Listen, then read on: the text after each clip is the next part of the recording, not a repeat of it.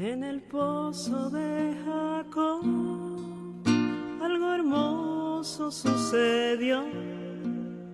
Cuando agua fui a buscar para así mi sed calmar, estaba sentado un hombre, me pidió agua de beber.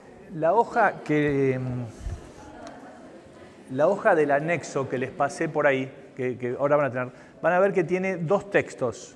El primer texto de la primera hoja es de lo que hablamos la semana pasada, ¿se acuerdan? Sobre las consecuencias del pecado original, la distinción que hace Santo Tomás sobre las consecuencias, la herida de la naturaleza después del pecado original, que hablamos, ¿se acuerdan? Que era una herida de la naturaleza y que afectaba a la inteligencia llevaba a la ignorancia, a la voluntad, que era tu tendencia al bien, lleva a la... ¿No se ven? Gracias. Que entonces la voluntad que tendía al bien después del pecado original tiende a la malicia. Después hablamos del apetito concupiscible, que era el bien, la tendencia al placer, que era el instinto de conservación, el instinto de reproducción, o sea, al bien que era deleitable y que cuando quedaba distorsionado después del pecado original, aparecía el apetito de la concupiscencia, el desorden en lo sensible. Y después el último que hablamos era el apetito irascible, que es la lucha por el bien arduo, que cuando uno tiene que acometer algo, tiene que hacer un esfuerzo, que cuando después del pecado original esa irascibilidad que era buena, cuando aparece desordenada, es una irascibilidad que se convierte en el odio, en la ira. Entonces, de lo que era algo bueno y positivo se convierte en algo desordenado y aparece la ira. O sea, estas eran las heridas del pecado original. Eso son heridas y no destrucción de la naturaleza. Eso es crucial.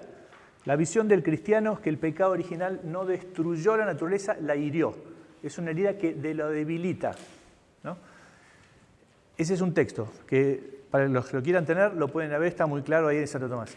Y a la vuelta hay otro texto que es el texto de Pascal, donde Pascal explica, y esto a raíz de una pregunta que me hicieron al final de la clase, sobre qué importancia tenía el pecado original y por qué hablábamos de esto del pecado original.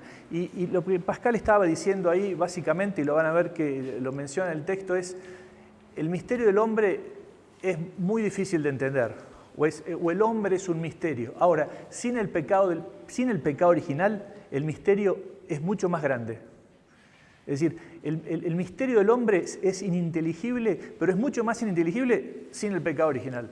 Es decir, esa tendencia al mal. Porque si Dios nos creó buenos y nos creó para su gloria y nos creó para que lo amáramos, ¿qué pasó en el corazón del hombre que esto lo desequilibró y lo tensionó y lo debilitó? Y a partir...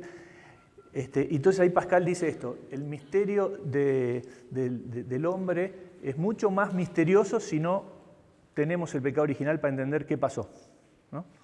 No es que se soluciona el misterio simplemente es abundancia de luz, de sentido, de verdad. Es misterio, originalmente viene la raíz indoeuropea, es de mí, y misterio también se habla, es una especie de callar y silenciar. Lo misterioso es aquello que nos da luz, pero también hay oscuridad. De ahí en inglés, por ejemplo, es mute, ¿no? O de ahí también viene mudo, ¿no? Es decir, de ahí también viene miope, que no ve. Es decir, lo misterioso es algo muy grande, demasiado difícil para nosotros para entender, pero lleno de luz y lleno de orden y de sentido. Entonces, muchas veces el misterio se explica a través de símbolos, de parábolas, de relatos, por eso se habla de mito, pero mito no como algo que no sea verdadero, sino mito como una explicación que va más allá de lo que nosotros podemos entender. Supongamos, las parábolas son explicaciones así, a través de símbolos de verdades profundas, que no quiere decir que no sean verdaderas, pues son relatos, es que son verdades explicadas de una manera tal que a nosotros se nos hace posible entender.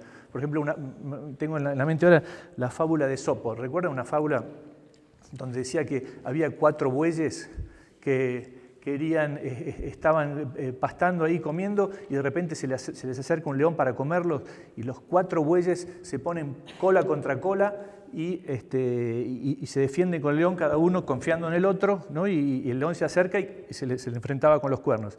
¿Qué pasa? Los bueyes en un momento se pelean, uno se va cada uno a distintos lugares del campo y el león se los come uno por uno, ¿no?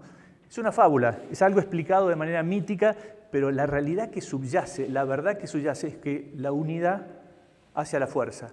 La seguridad va con el número, es decir, cuando somos más podemos cooperar, trabajar juntos, nos defendemos. Cuando confiamos en el otro y nos ponemos vulnerables porque confiamos en el otro, somos más poderosos, ¿no?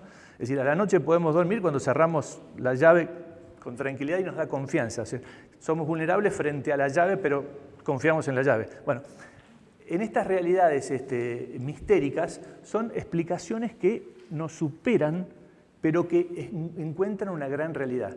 Entonces, el tema del pecado original, y tampoco hay que hacer obsesión mucho por el tema del pecado, porque en realidad a nosotros el pecado nos permitió la venida de Cristo, o sea que en el fondo esta feliz culpa fue extraordinario, o sea, así como vino el pecado, viene el protoevangelio en el Génesis y viene la venida de Cristo, con lo cual nos permitió esta tremenda alegría, ¿no? O sea, no tenemos que estar obsesionados con el tema del pecado, porque el pecado tiene ha permitido esa solución que es la venida, la encarnación de Cristo. O sea, el cristiano no está obsesionado con el pecado, está obsesionado con la vida eterna y con el amor a Dios, ¿no? Entonces eso es muy importante. Pero si no se entiende que esto está en el corazón del hombre, no se entiende lo que pasa en el mundo y no se entiende la lógica de la cultura del mal, la lógica de la muerte, o sea, no se entiende todo el desastre que vemos hoy en el mundo, ¿no? Entonces, el cristiano no es ingenuo tampoco, no somos ángeles que hemos caído acá y de repente, y tampoco somos puras bestias, ¿no? Entonces, eso está en el texto ahí de Pascal, que él habla de miseria y grandeza en el hombre. Es decir, son esas dos dimensiones. El hombre es extraordinario, pero también es capaz de hacer, o sea, hay un principio de la escolástica que dice corruptio optimi pessima. La corrupción de lo mejor es la peor de las corrupciones. Es decir, somos algo extraordinario, pero también podemos hacer desastres extraordinarios. Es decir, el hombre tiene ese gran poder, ese gran potencial con su inteligencia. Es como que es ambivalente en algún sentido, es como el bisturí. Uno puede salvar vida y también puede matar, ¿no? Y el hombre, con su capacidad y su inteligencia, tiene esa doble potencialidad de hacer algo extraordinario o ser tremendamente podrido y malo, ¿no? Bueno, los textos están buenos para meditarlos y estudiarlos tranquilamente en la casa, por eso se los doy. Todo esto que está acá es, obviamente, sabiduría milenaria, clásica. Yo lo que hago simplemente es tratar de recolectar lo mejor de lo que encuentro por ahí y es sabiduría ajena y arte propio de alguna manera tratar de buscar los textos. Por eso en realidad les recomiendo mucho la lectura de los textos en la casa. Bueno, si podemos, el texto de hoy vamos a usarlo esta vez y la próxima. Así que si pueden la próxima vez tráiganlo y si lo pueden leer mejor todavía. Yo les recomendaría, pues lo más importante es si uno puede leer esto y meditarlo y pensarlo, ¿no? Muy bien, arrancamos con la oración de siempre que empieza de arriba y ya pasamos al texto. En nombre del Padre, del Hijo y del Espíritu Santo. Amén. Señor, haz que mi mente viva de la palabra creadora divina, presente en la verdad de las cosas. Protege mi vista aguzándola, para que no absorba vanidades, para que realicemos el único fin para el que Dios nos ha creado a su imagen, para amarle y para hacerle amar y así pasar nuestro cielo haciendo el bien en la tierra. Señor, concédeme trabajar para mantener vivo en mi corazón esa pequeña chispa del fuego celestial llamada conciencia. María, sede de la sabiduría, ruega por nosotros. En nombre del Padre, del Hijo y del Espíritu Santo. Amén. Muy bien, acá como tenemos la Virgen de Luján, ahora con más la citamos. Muy bien. Fíjese, el título que leemos es que esto es una continuación en realidad de la clase pasada. ¿Se acuerdan que en la reunión pasada hablamos mucho del mal en el corazón del hombre?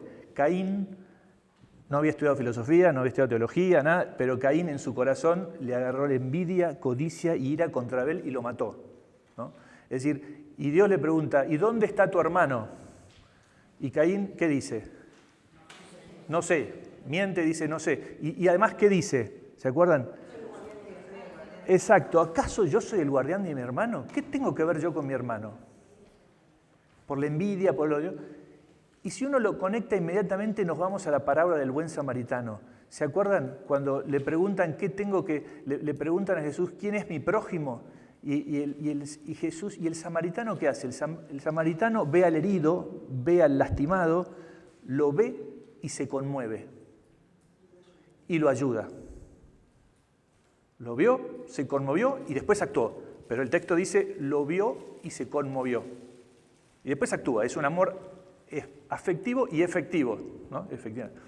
Entonces, para el samaritano, ¿dónde está tu hermano? El hermano está ahí, en el herido, en el débil, en el pobre. La relación, hay un contacto relacional, hay una relación de amor. Para el samaritano, el hermano estaba ahí. ¿Dónde está tu hermano? Ahí. Caín, ¿quién sé quién es mi hermano? ¿Por qué tengo que...? ¿Se acuerdan que Adán cuando se pelea también en el paraíso se esconde de Dios? Es decir, cuando uno ya tiene problemas con Dios, lo primero que hace es trata de esconderse.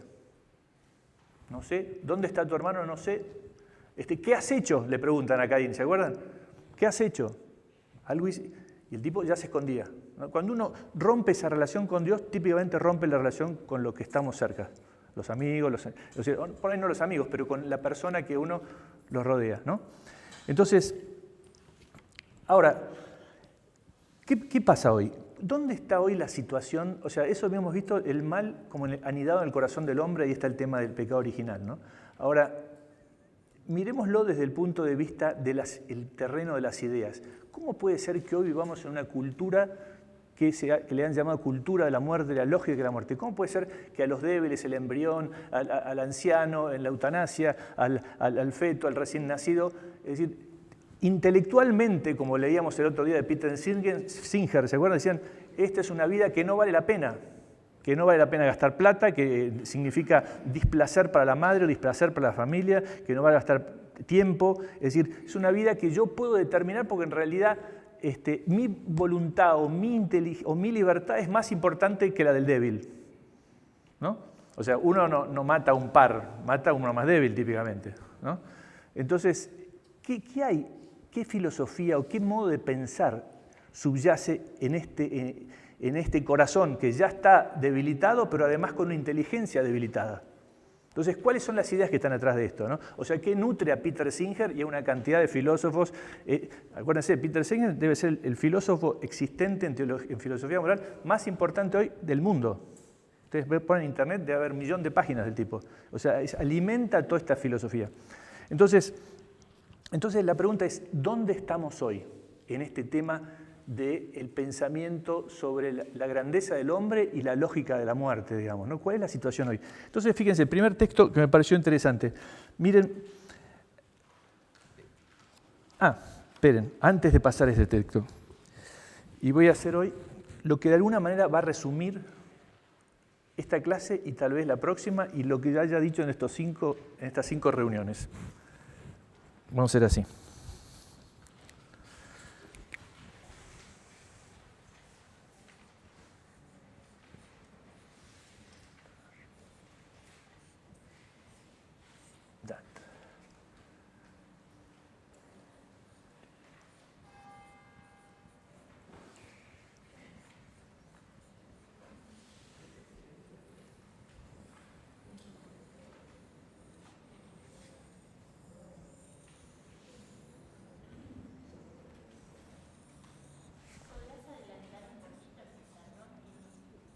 Ahora lo pongo.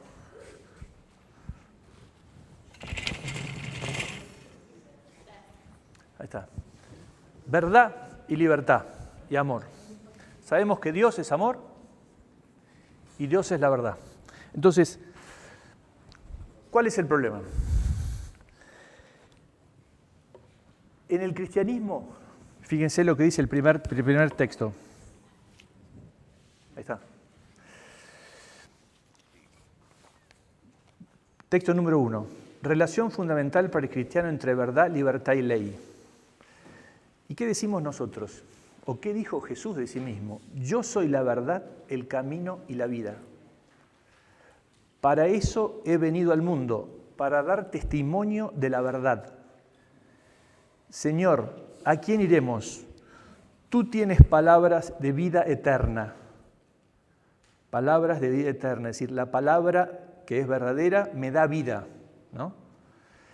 Si os mantenéis en mi palabra, el logos, si os mantenéis en el logos, seréis de verdad discípulos míos.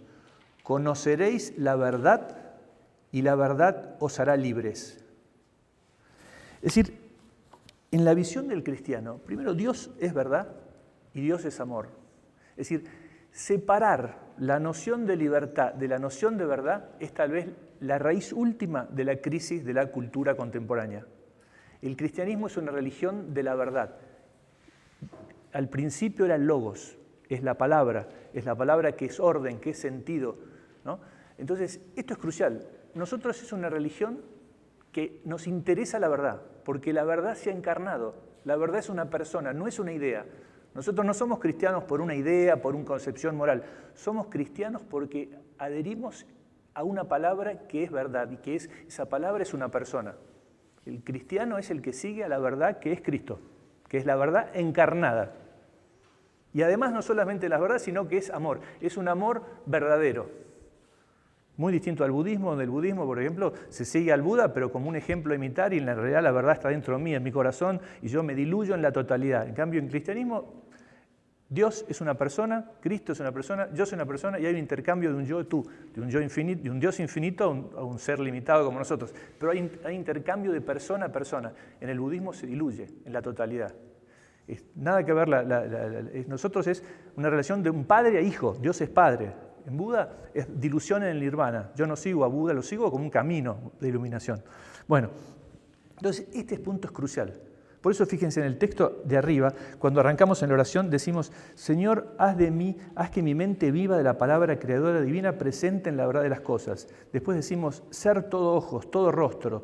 Donde hay amor, allí hay ojos. Lo real es camino de la santidad.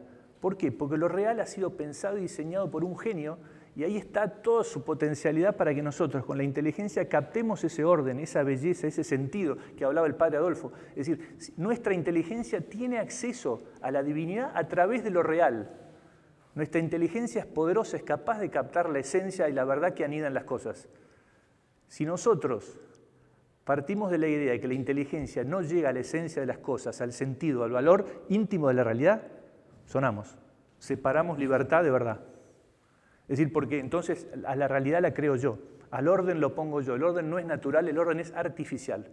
Bueno, pero eso seguimos después. Pero esto es crucial, entender que nuestra libertad es una libertad que se fundamenta, se moldea y se mide por la verdad.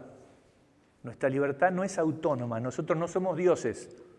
La verdad no la creamos nosotros. Nuestra libertad es limitada, es participada. Por eso es el fundamento de la libertad, en la visión del cristianismo, es la verdad que es el fundamento, lo que lo modela y la que le da sentido, ¿no? Bueno, entonces, esto es lo que partimos nosotros. Por eso es crucial para nosotros el tema de la verdad. El que ataca la verdad nos ataca a los cristianos, porque Dios dijo, soy la verdad. Y cuando el que dice, no hay verdad, y la realidad no tiene acceso, yo a través de la realidad no tengo acceso a las realidades espirituales, es el principio básico del ateísmo, la superficialidad, la mirada poco profunda, la mirada chata, la mirada del chanta, es una mirada que no permite el acceso a Dios, es una mirada en el fondo atea, me lleva al agnosticismo. ¿Por qué? Porque no tengo acceso por lo inteligible, por lo real, a lo espiritual.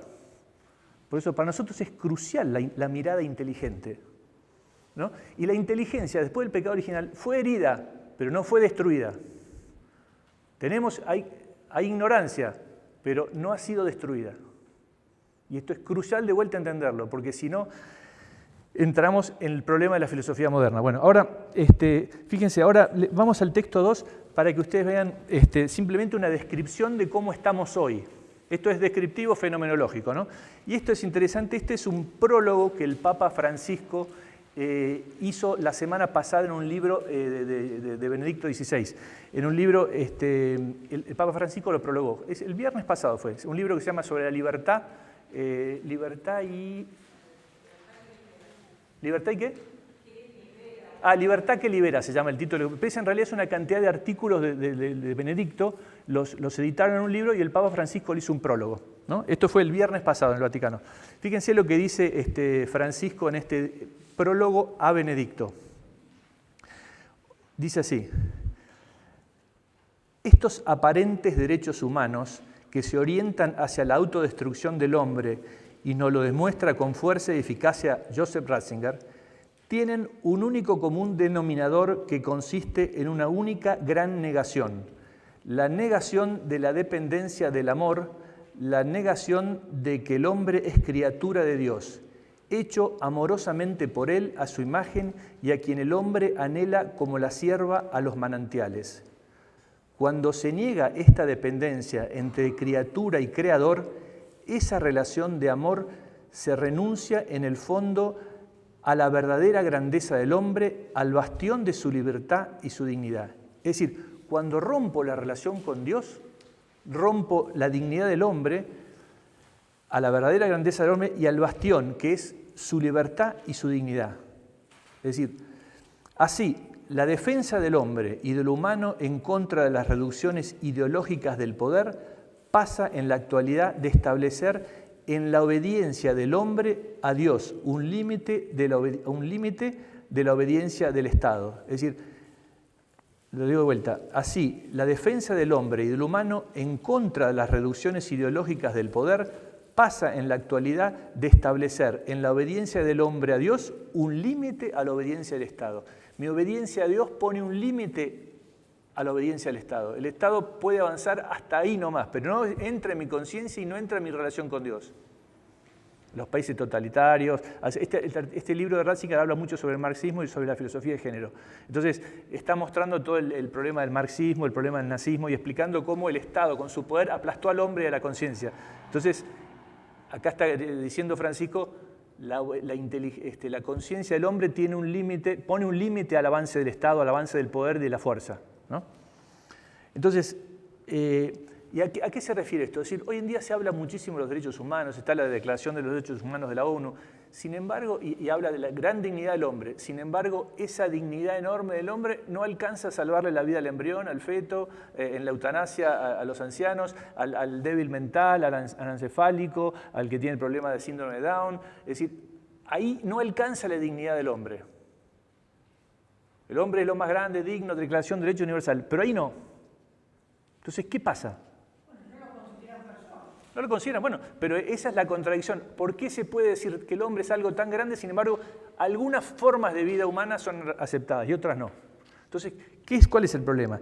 Entonces, fíjense en el texto número 3, que de alguna manera esto es premonitorio, hace 2000 años atrás, ¿no? ¿Y qué dice la segunda carta de Timoteo? Dice, porque vendrá un tiempo en el que los hombres no soportarán la doctrina sana, sino que, arrastrados por sus propias pasiones, se buscarán una multitud de maestros por el prurito de oír novedades, apartarán sus oídos de la verdad y se volverán a las fábulas. Apartarán sus oídos de la verdad y se volverán a las fábulas.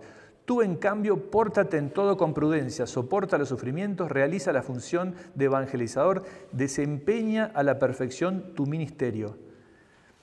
Es importante esta parte, se buscarán una multitud de maestros por el prurito de oír novedades y apartarán sus oídos de la verdad y volverán a sus fábulas. Y la parte más interesante me parece es cuando dice, sino que arrastrados por sus propias pasiones. Es decir, arrastrados, es decir, Caín estaba dentro, pero además ahora tiene filosofía que lo alienta a Caín, ¿no? Es decir, las pasiones están, es lo que subyace. Yo quiero mi vida, no quiero la molestia de la vida que viene atraído conmigo, ¿no? Entonces, allá hay una pasión. Y después viene la explicación, no, en realidad el feto no es viviente. O sí es viviente, pero no es humano. Es un individuo humano, pero no es persona. Y en realidad o es un tejido conectivo, o es una larva, o es material biológico, pero en realidad lo que me importa soy yo. Es decir, arrastrado por mi pasión, después vengo a Peter Singer que me explica, no, vos estás bien, el chimpancé es más persona que el feto, ¿no? Pero ya hay toda una filosofía atrás. Entonces la pregunta es por qué. Pero es el tema. Fíjense, texto 4, ¿qué dice Benedicto? Acá cuando era Ratzinger, dice, el relativismo es el problema central para la fe de nuestra época. Es el nuevo rostro de la intolerancia. El relativismo, lo digo de vuelta, es el problema central para la fe de nuestra época. Si a nosotros nos dicen, ¿cuál es el problema más grave que tiene hoy nuestra fe? Y Ratzinger, que es un monstruo, dice, el relativismo. Es decir, el ataque a la verdad. La verdad no es algo universal, permanente, para todo tiempo y lugar. La verdad cambia en función de gustos, subjetividades, opiniones, es decir, por utilidad, por poder, por necesidad económica, lo que sea. Es decir, el hombre es la medida de las cosas, como decía Protágoras. Y no hay una verdad más allá de lo que yo pienso, quiero y decido. Es decir, la verdad, mi libertad no está fundada en la verdad, sino que es la verdad de lo que yo decido y yo determino. Entonces, esta rotura, la verdad y libertad, es tremenda. Entonces dice, fíjense, un texto más, 5, para explicar lo que pasa en el mundo hoy. El relativismo, es decir, el texto 5, el relativismo, es decir, dejarse llevar por cualquier viento de la doctrina parece ser la única actitud adecuada a los tiempos actuales. Se va constituyendo una dictadura del relativismo que no conoce nada como definitivo y que deja como última medida solo el propio yo y sus antojos. Esta frase dictadura del relativismo fue famosa, se hizo famosa, ¿no? Pero en el fondo es como la virtud democrática, la virtud de la pacificación, es la virtud de la tolerancia. Yo tengo que aceptar todas las verdades como iguales. No hay jerarquías de verdades, no hay cosas que sean más verdaderas que otras en materia moral, en materia de conducta social. Entonces, cuando yo digo algo que es verdadero, en el fondo me dicen, vos sos un violento, vos sos un autoritario, ¿cómo vas a decir que esto es verdad?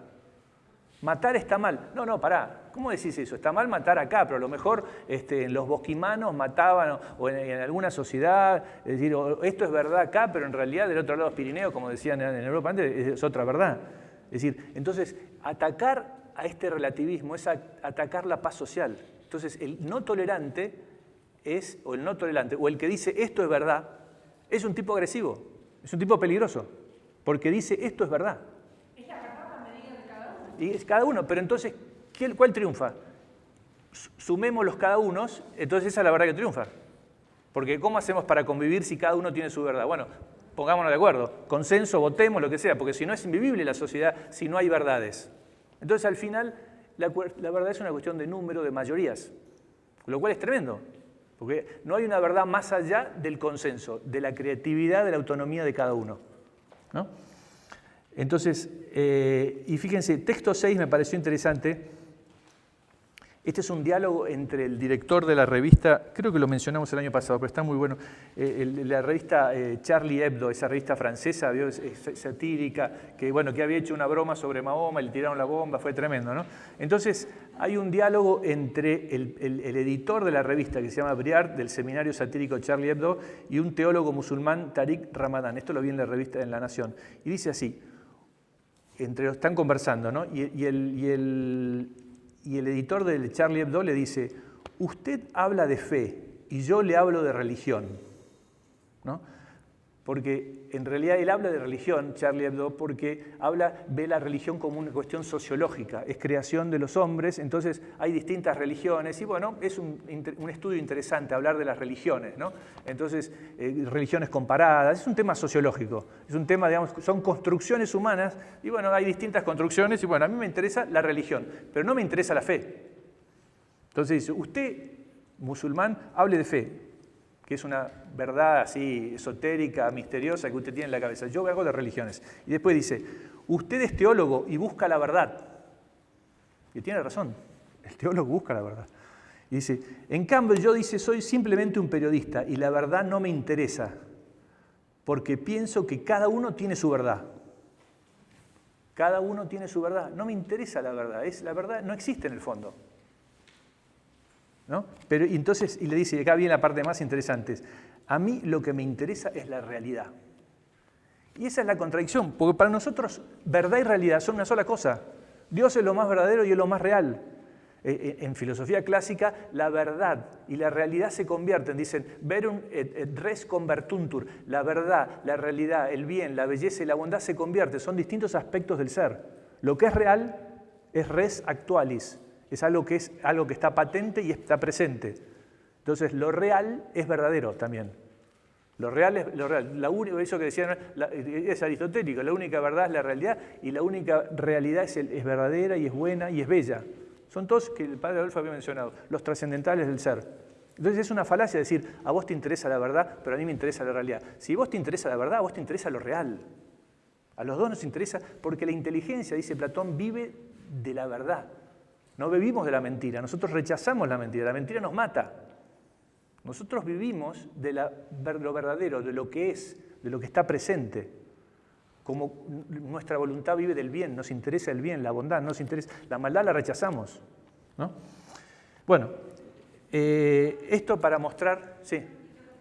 Cuando Pilato le preguntó a Jesucristo qué es la verdad y no esperó la respuesta, ¿qué se supone que tendría que haber contestado? Y Jesús, ¿te acordás que Jesús? Y Jesús ya había respondido, Jesús dijo, yo soy la verdad. Y Jesús le dijo, Jesús se acuerdan que dijo, yo he venido al mundo a dar testimonio de la verdad. Y Jesús dijo, yo soy la verdad. Y Pilato en el fondo no le interesaba la respuesta. El Pilato cínicamente dijo, ¿y qué es la verdad? Como diciendo, ¿quién sabe qué es la verdad? La verdad, ¿sabes qué? No le importa a nadie. ¿Qué es la verdad? Y Jesús había dicho, yo vine a dar testimonio de la verdad y dijo, yo soy la verdad. La verdad está encarnada, la verdad es una persona para el cristiano.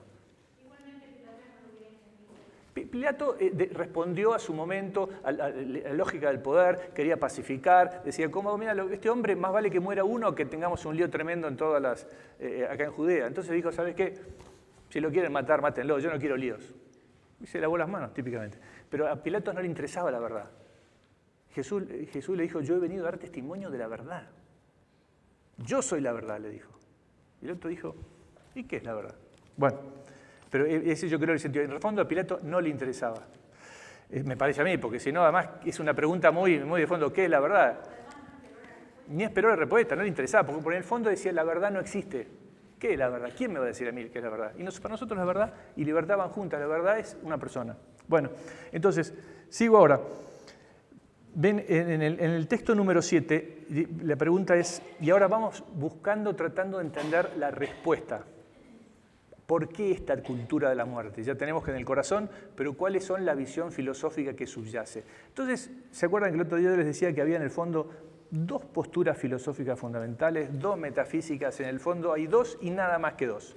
Todas las demás filosofías se encaminan en cuanto a una o a la otra, ¿no? Y la pregunta es esta, ante la pregunta, ¿qué es el mundo? ¿No? Hay dos posiciones. ¿El mundo es orden o es azar? Azar, o mística o caótico. Es decir, ¿el mundo es casualidad o en el mundo hay causalidad? ¿El mundo ha sido prepensado, prequerido? ¿O el mundo simplemente es una gran combinación cósmica como una sopa y de ahí salió sin que nadie entienda por qué? ¿El mundo tiene sentido? ¿O en el fondo el mundo no tiene, y la vida y el hombre, ningún sentido? En el fondo hay dos monedas de encarar la vida. O el mundo tiene sentido o no lo tiene. Y si el mundo no lo tiene, por más que yo se lo quiera dar, no voy a ningún lado, porque no lo tiene. Puedo inventarme sentidos. Pero si el último sentido del mundo no está, por mucha vuelta que le da, al final termino en la chacarita, con lo cual no tiene sentido. ¿No? Entonces, y fíjense, la visión nuestra del cristiano, ¿cuál es? Es la visión, y fíjense, lo puse acá en el texto 7, 8, 9 y 10. Esto ya lo hemos dicho otras veces, pero es crucial, porque en el fondo les digo, si algo hay que tiene que darle uno a la cabeza, es decir, o hay orden, y orden entendido, hay cosmos. Para los griegos cosmos, recuerdan, creo que lo vimos, cosmos que significaba orden, sentido, belleza, proporción. Por eso el mundo, y el mundo, que es la palabra latina mundus, es algo que es prolijo, ordenado. Mundus es lo prolijo, por eso inmundo es lo no ordenado, lo no prolijo, lo no consentido, ¿no? Y cosmos es aquello que tiene proporción, belleza. Y los griegos veían en el mundo precisión, belleza, proporción, armonía. Por eso de ahí viene cosmética, ¿no? Cosmética es el orden, la proporción, la belleza. Bueno, entonces, ¿el mundo es cosmos o el mundo es caos? Desorden sin sentido. Entonces, esas son las dos filosofías. Fíjese qué dice el cristianismo sobre eso. Y esta es la gran alegría del cristianismo, esta es la gran alegría del Evangelio. La gran alegría del Evangelio es que el mundo ha sido pensado, querido, y el hombre ha sido querido y pensado para compartir la vida divina. Les vengo a anunciar una gran alegría. El cristianismo es alegría. La primera palabra es, les vengo a anunciar una buena alegría. ¿Se acuerda el ángel cuando le baja ahí a los pastorcitos? Bueno, fíjense, cuatro citas fundamentales. En el principio era el Logos, Evangelio de San Juan. El mundo al principio era el Logos, era verdad, era palabra, y el Logos se encarnó, y el Logos es Dios.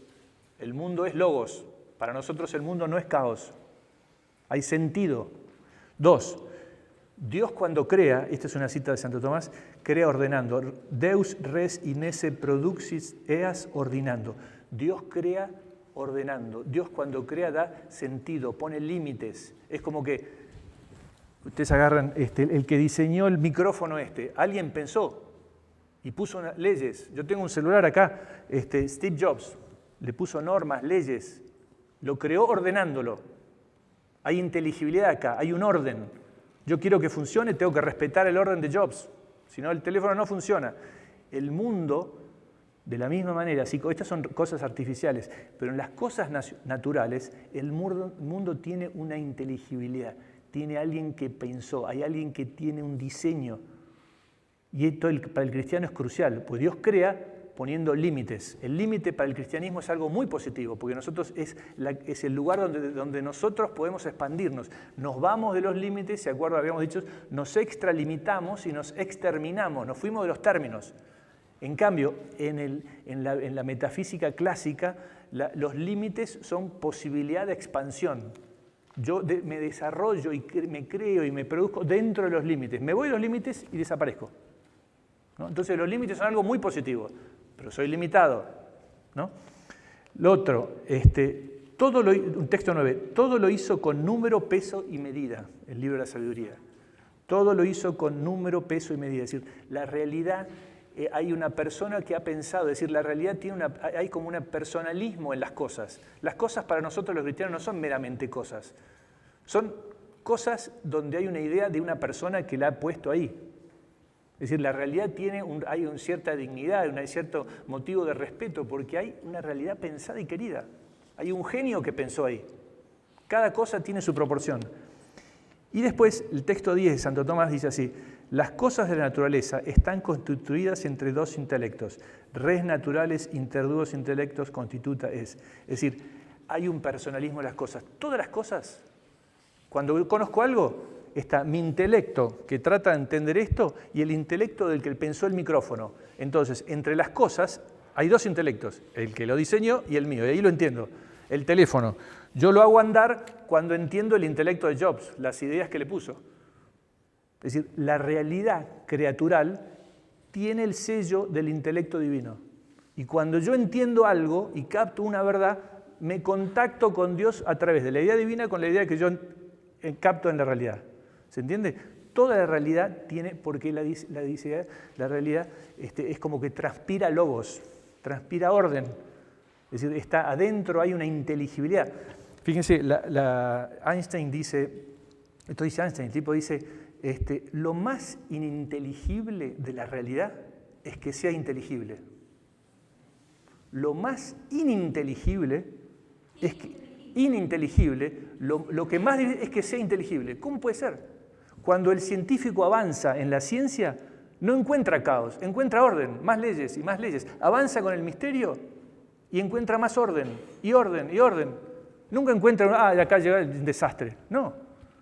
Es decir, el conocimiento científico, o sea, esto dice de Broglie, otro científico importante, el tipo dice, nunca nos asombraremos lo suficientes de la inteligibilidad de lo real. Nunca nos asombraremos lo suficientes de que la realidad sea inteligible. Porque ¿cómo puede ser que sea tan inteligible? O sea, si uno parte de la idea cristiana del Dios creador, tiene la solución. Pero si uno parte de la idea de que yo avanzo en la ciencia y encuentro orden, sentido, ¿qué hay ahí? Es inexplicable, dicen los tipos. O sea, el conocimiento, y esto dice Gilson también en la misma línea, dice, el conocimiento científico puede explicar de todo. Lo único que no puede explicar es la posibilidad del conocimiento científico. Del conocimiento científico. ¿No? ¿Cómo es posible el conocimiento? ¿Qué hay en la realidad para que yo siempre pueda avanzar? Nosotros la tenemos clarísima. Hay un genio. Hay un Dios todopoderoso, creador del cielo y la tierra, que creó ordenando y que puso inteligibilidad en las cosas. Para el tipo que el mundo es caos, no puede entender que avanza y hay orden, ¿no? Bueno, esta es un poco la visión. Entonces, Cuando hay verdad, la verdad pone el límite a mi libertad. Es decir, porque yo también soy creado. Yo no puedo hacer lo que quiera. ¿Recuerdan que le dijo, de este árbol no has de comer? ¿No? Este es tu límite, libertad humana. Y sin embargo Adán dijo, yo quiero ser como Dios, yo quiero pasar ese límite. Este límite no lo aceptó. No quiso ese límite. Entonces, en vez de ser criatura, quiso ser como el Creador. Dios lo crea a imagen y semejanza. No lo crea imagen, no lo crea imagen y semejanza. No lo crea Dios, lo crea a imagen de Dios. Entonces, pero Adán le dijo, no, yo quiero ser Dios. En el fondo es, yo pongo los límites. No quiero límites, ¿no? Entonces, bueno, fíjense, esto que es la visión, mírenla desde el lado teológico, fíjense, mírenlo desde en el texto 11. Este es un texto de Platón, un diálogo platónico que se llama el Gorgias. Que el Gorgias era un sofista muy famoso. Sofistas, ¿se acuerdan? Aquellos que eran un retórico, el tipo, la idea era, enseñaban a hablar y a convencer en la vía pública, con el Congreso de hoy, digamos, cómo a través de la retórica dominar y convencer a la gente. La verdad no importaba cómo se lo decía y con cómo entusiasmaba a los corazones. Es decir, importaba mucho más la forma que el fondo. Si era verdad o no, era relativo. Lo importante era cómo convencer. Bueno, entonces Gorgias lo hace hablar a Sócrates y está hablando con uno de los discípulos de Gorgias, que era Calicles, ¿no? Y fíjense lo que les dice. Los sabios, Calicles, dicen que un lazo común une el cielo y la tierra, a los dioses y a los hombres, y este lazo común es la amistad, la templanza, la moderación y la justicia. Por esta razón, oh compañero, dan a este universo el nombre de orden y no lo llaman desorden o desenfreno.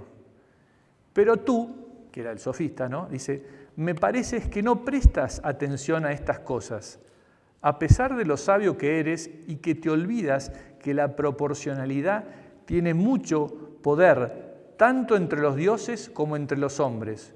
Tú, en cambio, piensas que se debe ejercitar la prepotencia y descuidas la proporción. Es decir, Sócrates le dice, vos, Calicles, pensás que esto es cuestión de retórica, de convencer y aplicar la fuerza y que con la fuerza dominás la realidad. Pero ojo, que la verdad es mucho más poderosa. Fortis est veritas, dice en Oxford, hay una de las capillas ahí, tiene un lema ahí, Fortis est veritas, la verdad es poderosa. ¿Por qué? Porque refleja el poder del Creador. La verdad tiene la potencia del genio divino puesta ahí, entonces uno no puede manejar la realidad como quiera y evitar las consecuencias. Yo puedo hacer lo que quiera, no puedo evitar las consecuencias de lo que quiero. Me tiro del 5º piso y me hago bolsa. ¿Se acuerdan? Como un profesor mío siempre decía, Dios perdona siempre, los hombres a veces, la naturaleza nunca. Te tiraste del 5º, te morfaste 7 milanesas y te explotó el hígado. Pediste disculpas, todo bien, pero... Entonces, la realidad está cargada de logos y de sentido y de una proporción. Entonces, en la visión del sofista, el orden, como no es natural, como no es producto del creador, del genio, el orden lo pongo yo. Y cuando el orden no es natural, el orden es artificial. El orden es producto de mi praxis, de mi acción.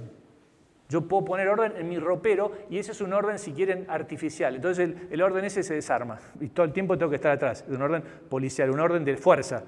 Pero hay órdenes naturales en que yo, sin hacer nada, acompaño simplemente. Puedo no obedecer, es decir, la tendencia a evitar el mal, la tendencia a no matar, no mentir, son cosas que están dentro de nuestro corazón. Yo puedo matar, mentir, pero ¿sabes qué? Tiene sus consecuencias. Es decir, hay órdenes naturales, ¿no? Que están incluso en el orden cosmológico y en el corazón del hombre, el orden moral. El orden moral es simplemente este orden cosmológico aplicado al corazón del hombre. Es decir, es la inteligencia divina aplicada al corazón del hombre, que el hombre es libre. La hormiga obedece, el hombre puede no obedecer. Pero ese orden sigue estando. Y el orden moral es simplemente eso, la reflexión, pensamiento divino puesto en mi conciencia, que yo puedo decirle que no, y lo puedo decir a Dios, y puedo matarlo, como le tocó 2000 años atrás, ¿no? Entonces, eso es crucial. Entonces, ahora vamos a ver las ideas filosóficas que hay atrás de la visión del mundo, no como azar. Lo anterior era lo que nosotros creemos, mundo ordenado, creado por un genio, y con potencia y con inteligibilidad y que yo tengo que obedecer, y una libertad que obedece es una libertad que crece, ¿no? Ahora, en la medida que crece, alimentada de la verdad de las cosas. Es decir, y acá hay una distinción, para hacerlo corto, es decir, los filósofos distinguen entre verdad lógica y verdad ontológica. La verdad ontológica es la verdad de las cosas cuando responden al diseño del creador. La verdad de la planta, la verdad del hombre, eso se llama la verdad, es la verdad de las cosas, lo que llaman los escolásticos la veritas rerum. En las cosas son verdaderas, ¿por qué? Porque reflejan el diseño del creador. Entonces estas cosas verdaderas. Este es un verdadero iPhone, digamos, ¿por qué? Porque representa la idea de que Jobs tuvo con él. Entonces es una verdad ontológica, si quieren, en una cosa artificial. Ahora, la verdad, lo que se llama la verdad lógica, es simplemente la adecuación de la mente con la cosa. Es decir, cuando no es, yo me adapto, yo digo esto es un micrófono, simplemente mi mente se adapta a lo que la cosa es y dice esto es un micrófono. Y es así. Cuando hay una adecuación entre la mente y la cosa, se llama la verdad lógica. Es decir, simplemente esa adecuación de la mente y la cosa.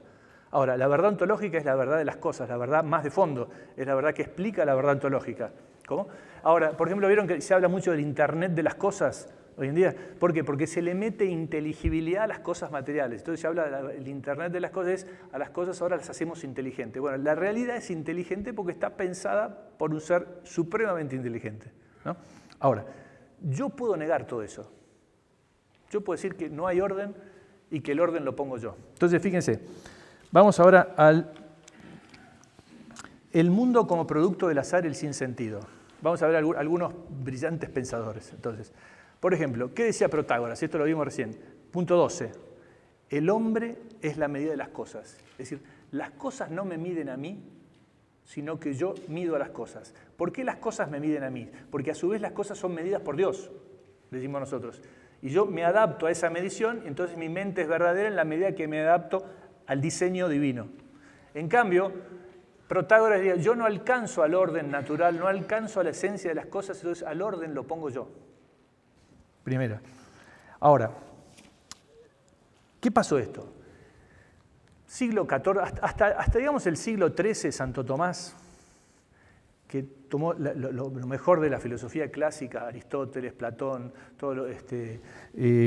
Sócrates, esa filosofía, ¿qué partía? Partía de la tesis de que la inteligencia del hombre podía captar la esencia, el sentido y el valor de las cosas. Es decir, nuestra inteligencia de una potencia espiritual podía captar lo esencial que anida en el ser.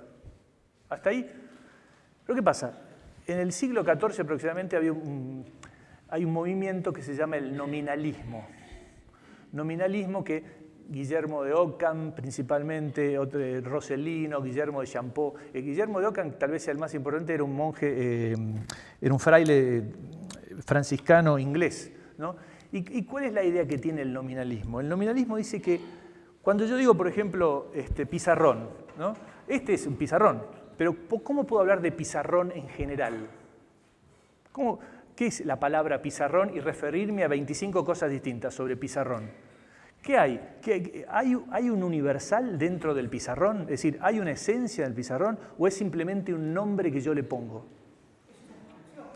Si es solamente una creación, un nombre, yo ya hablaba, Rossellino hablaba de flatus vocis, es decir, en el fondo los conceptos universales, hablar de bien, verdad, justicia, lo que es universal, es una creación, es simplemente aire que sale de mi boca. O sea, no hay nada en las cosas que reflejen ese universal. No hay nada en las cosas que yo pueda captar como universal. Es simplemente producto de mi mente. Es una creación de mi mente. ¿Por qué? Porque la inteligencia del hombre no accede al ser. Y esto es tremendo. Porque a partir de ahí, de ese razonamiento, es posible decir, como no llego a las cosas tampoco me llevan a Dios.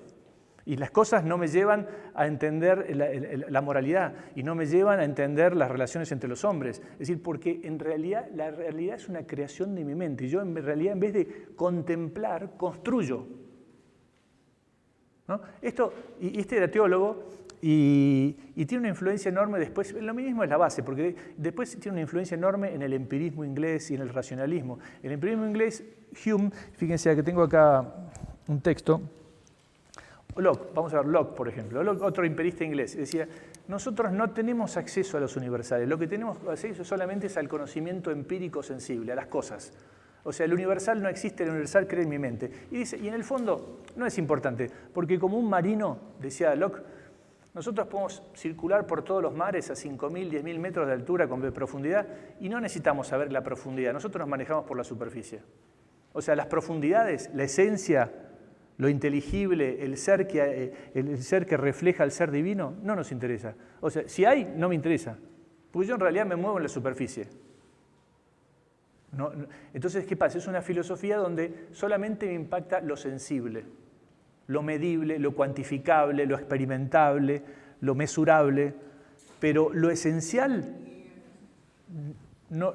si existe, no lo puedo llegar a entender. Entonces, fíjense, otro que era famoso nominalista, ¿cómo? Y me mundo, desaparecí como un gato muerto, no pasa nada. No, en el fondo el ateísmo, porque es una visión muy atea, es muy dramática. En el fondo el humanismo ateo es bastante dramático, es una posición donde no hay esperanza. Es una posición nihilista, pero bueno, eso llevando a sus últimas consecuencias. Pero bueno, para no hacerlo muy largo, pero pónganle, por ejemplo, Lutero era otro nominalista. Lutero, ¿qué problema tenía? Lutero decía, el pecado original destruyó la naturaleza, la destruyó, natura deleta, decía él, no herida. Entonces, ¿qué pasa? Después del pecado original fue tal el desastre que causó en el hombre que la inteligencia perdió toda su capacidad de captar las esencias. No, pero esto es muy importante porque si yo no puedo captar la inteligibilidad, el logos en cada cosa, en la naturaleza de las cosas, en el fondo aparece una especie de escepticismo. Es decir, entonces, ¿qué dice Lutero? ¿Sabes qué? Mira, hay que creer. No tratemos de entender, no tratemos de darle ninguna explicación, porque en el fondo la inteligencia humana es como, ¿sabes qué? Es un sepulcro blanqueado que le hemos tirado arriba una mano de pintura, pero en el fondo la inteligencia del hombre y la voluntad está orientada al pecado, peca fuerte y cree más fuerte. Lo importante es la fe. Y la escritura, lo único importante es creer, porque en el fondo la inteligencia y la voluntad del hombre ha quedado destruida. O sea, ellos están muy obsesionados con todos los desastres. O sea, para ellos el pecado original destruyó al hombre. Entonces nos salva la fe, nada más. Entonces, ¿qué pasa? En esa época también había un filósofo que se llamaba Kant. Kant era pietista, ¿no? Y Kant, ¿cómo? Pietista. Pietista era una secta protestante, y también Kant tenía la idea de que la inteligencia del hombre, él dice que Hume, un filósofo, tengo el texto, tengo acá la cita, a ver, para no... 5 minutos. Ah, bueno, igual, está bueno porque vamos a seguir la próxima con el mismo texto. Pero vean el texto... No, vamos a hacerlo por orden. Antes de llegar a Hume, para hacerlo con orden. Fíjense, texto número 13. Fíjense lo que dice Kant, filósofo pietista, ¿no? Uno de los más grandes de la historia del mundo. Kant, tal vez el padre de la Ilustración, escribe un libro que se llama ¿Qué es la Ilustración?, ¿no? Y dice Kant, la Ilustración es la liberación del hombre de su culpable incapacidad. La incapacidad significa la imposibilidad de servirse de su inteligencia sin la guía de otro. Esta incapacidad es culpable porque su causa no reside en la falta de inteligencia, sino de decisión y valor para servirse por sí mismo de ella sin la tutela de otro. Y el lema de la Ilustración es sapere aude, que quiere decir ten valor para servir de tu propia razón. Sapere aude es atrévete a saber. Entonces dice, he aquí el lema de la Ilustración. ¿Qué dice Kant? ¿Sabes qué? Olvídate de la tradición, olvídate de la iglesia, olvídate de los filósofos, ¿sabes qué? Animate a pensar sin la fe y sin la interpretación vos libremente. Es decir, vos estabas en un estado de infantil, de ingenuidad, pensando que tenías que ayudarte de la tradición, de los filósofos. Arrancá, borrón y cuenta nueva, ¿sabes qué? Animate a saber. Y vos decidí autónomamente, porque esto tiene un impacto después en la moral, pero él, desde el punto de vista de la inteligencia, dice, la inteligencia del hombre no capta las esencias, lo que hace es pone orden en los datos de la sensibilidad. Yo capto con los sentidos y después con mi mente conceptualizo y pongo orden a las cosas. Es decir, el orden es meramente externo, es artificial, y porque yo no lo puedo captar. Mi inteligencia, que está destruida por el pecado original, no llega a ese orden. Entonces el orden artificialmente lo pongo yo. Entonces lo que domina es la praxis. Yo soy el que determina en última instancia qué está bien y qué está mal. Pero ¿qué pasa? Ya termino. Y lo dejamos acá, pero fíjense cuál es el problema que se plantea. Si yo no tengo un acceso a la realidad, si no tengo acceso al ser, ¿quién me dice a mí cuál es el deber ser? Kant arranca con 3 preguntas fundamentales. Él dice, ¿qué podemos conocer? Así arranca uno de sus libros, La crítica de la razón práctica. ¿Qué podemos conocer? ¿Qué debemos hacer? ¿Y qué debemos esperar? Él dice, esas son las 3 preguntas fundamentales de la filosofía. ¿Qué podemos conocer? ¿Qué debemos hacer? ¿Qué podemos esperar? ¿Qué podemos conocer? La pregunta de la metafísica. ¿Puedo acceder al ser o no? La pregunta, ¿qué debemos hacer? La pregunta de la ética, ¿qué es lo bueno? Maestro, ¿cómo hago para llegar a la vida eterna? Ahora, ¿qué es lo bueno? Les pregunta el joven. Y la última es, ¿qué debemos esperar? Es decir, ¿hay una vida después de la muerte? Ahora, Kant, y ahí termino, prometo, dice lo siguiente, dice, ¿saben qué? La inteligencia no accede a estas preguntas fundamentales, pero ¿saben qué? Para la vida del hombre es fundamental tener una respuesta a estas preguntas. Entonces dice, ¿saben qué? Hagamos como que el hombre es inmortal, hagamos como que el hombre es libre y hagamos como que Dios existe. A esto él les llama los postulados de la razón práctica. Nosotros necesitamos, porque si no la vida humana es invivible. Si nosotros no tenemos una idea de Dios, si no tenemos idea de que somos libres y si no tenemos la idea de que el hombre tiene un alma inmortal, la vida es un desastre. Entonces, el padre de él hacía monturas, era talabartero, y él veía que su familia había sufrido mucho, y él veía que la religión había sido un gran consuelo para su vida. Entonces decía, la religión es algo muy positivo. Entonces, ¿saben qué? A esto no lo podemos fundamentar. Nuestra inteligencia no es capaz, como dirían los romanos, de las cosas, vamos a Dios. O sea, la realidad transpira logos. No, eso no lo podemos saber, ni nos interesa, la inteligencia de correr. Pero hagamos como que existe. Es lo que les llama postulados de la razón práctica. Ahora, ¿qué pasa? Hagamos como que existe. Pasaron unos pocos años nomás y dijeron, ¿sabes qué? ¿Por qué hacer como que existe? ¿Por qué no hacemos directamente que desapareció y hacemos lo que queremos? Porque en el fondo él que dice, claro, porque dice, en el fondo es mi libertad es autónoma. Yo no quiero una libertad heterónoma, es decir, donde está constreñida por mandamientos. ¿Sabes qué? En última instancia, yo decido, como no puedo ver las cosas, en el fondo las decido yo. Como no hay, mi libertad no está basada en la verdad, está basada en lo que yo determino las cosas, porque yo no accedo al ser. Entonces, mi deber ser no es dependiente del ser, es dependiente de mi voluntad, ¿no? Entonces dice, y hay filósofos que siguieron después, Nietzsche, y lo vamos a ver la próxima vez, en el fondo dicen que como Dios ha muerto, no hay ningún fundamento para todo esto, entonces la vida no tiene sentido, y ya viene Dostoyevsky, si Dios no existe está todo permitido. Es decir, Dios ha muerto, hagamos un superhombre que sea capaz de reconstruir estos valores, porque el mundo sin valores, sin amor, sin verdad, sin belleza, es invivible. Entonces, todo está permitido, entonces, salvo la libertad del otro que me frena. Pero bueno, ahí lo dejamos, pero el punto es, el nominalismo y la ilustración dan una idea de libertad que corta con la verdad, porque la verdad no tenemos acceso a la verdad. Y si no tenemos acceso a la verdad, lo que es verdadero y lo que no es verdadero lo digo yo. Y nadie me va a coartar en mi posibilidad de decir qué es lo verdadero y qué es lo falso, porque no hay acceso a la verdad. Cuando matamos a la inteligencia y la capacidad de acceso al ser, liquidamos. El hombre ya es otra cosa, ¿no? Bueno, terminamos. En el pozo de Jacob algo hermoso sucedió.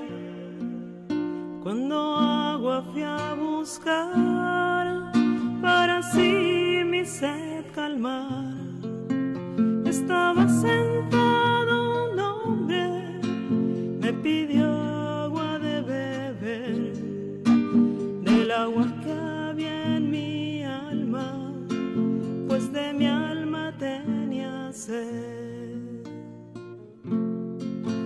Me dijo que me ofrecía agua viva de su sed, manantiales que en mi vida siempre se verán correr, como ríos de agua viva